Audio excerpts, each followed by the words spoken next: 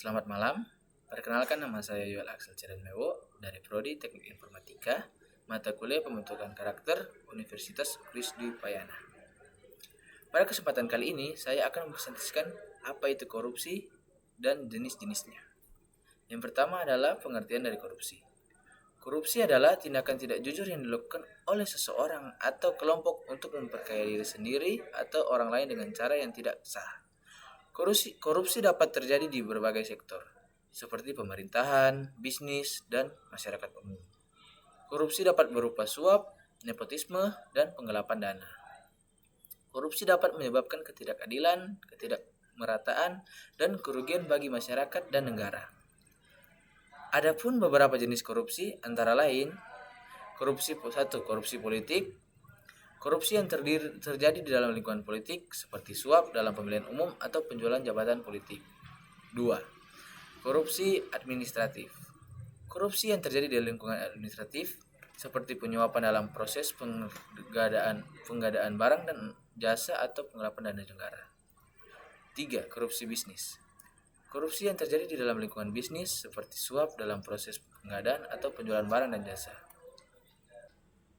Seperti salah satu kasus yang terlibat kepada Dadan Tri Yudianto bersama Sekretaris Mahkamah Agung atau MA.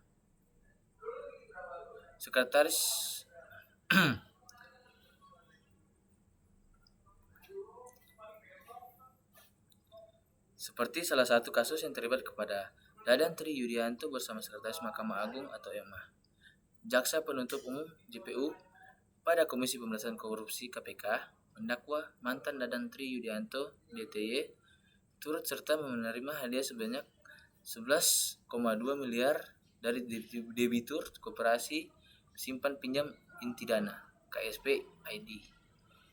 Herianto Mahkamah Agung MA, Habib Hasan, keduanya diduga telah menerima hadiah atau janji tersebut dari Herianto Tanaka untuk mengupayakan pengurusan kasasi pidana nomor 326K PID 2022 atas nama Budiman Gandhi Suparman agar dapat dikabulkan oleh Hakim Agung yang memeriksa dan mengadili perkara kepailitan KSP Intidana. Adapun dampak dari korupsi yang terbagi antara lain: 1.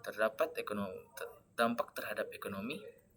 Korupsi dapat merusak perekonomian suatu negara dengan mengurangi investasi dan mengganggu perdagangan. Hal ini dapat menghambat pertumbuhan ekonomi dan mengurangi kesempatan kerja. 2. Dampak terhadap pendidikan. Korupsi dapat mengurangi anggaran pendidikan dan menyebabkan kurangnya sumber daya untuk memperbaiki sistem pendidikan. Hal ini dapat mengurangi kualitas pendidikan dan kesempatan belajar bagi masyarakat. 3. Dampak terhadap kesehatan. Korupsi dapat mengurangi anggaran kesehatan dan menyebabkan kurangnya sumber daya untuk memperbaiki sistem kesehatan. Hal ini dapat mengurangi akses masyarakat terhadap pelayanan kesehatan yang memadai dan meningkatkan risiko penyebaran penyakit. Begitupun dengan pencegahannya terbagi menjadi beberapa macam, antara lain: 1. Transparansi. Membuat semua keputusan dan proses yang terkait dengan keuangan publik dapat diakses oleh publik. 2. Pendidikan, meningkatkan pengetahuan dan kesadaran masyarakat tentang korupsi dan dampaknya. 3. Audit.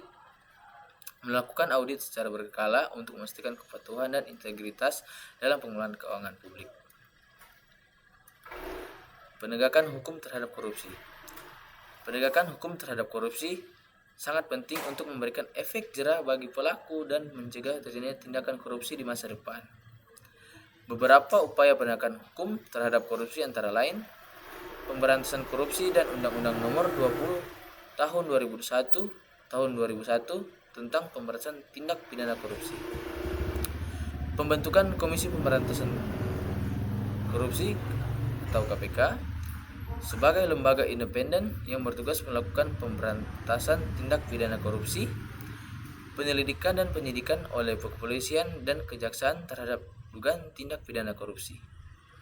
Pengadilan yang independen dan adil adalah memutuskan perkara korupsi.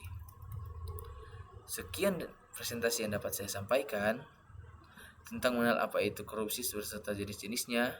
Saya Yuel Axel Cerenmewo izin undur diri. Sekian dan terima kasih.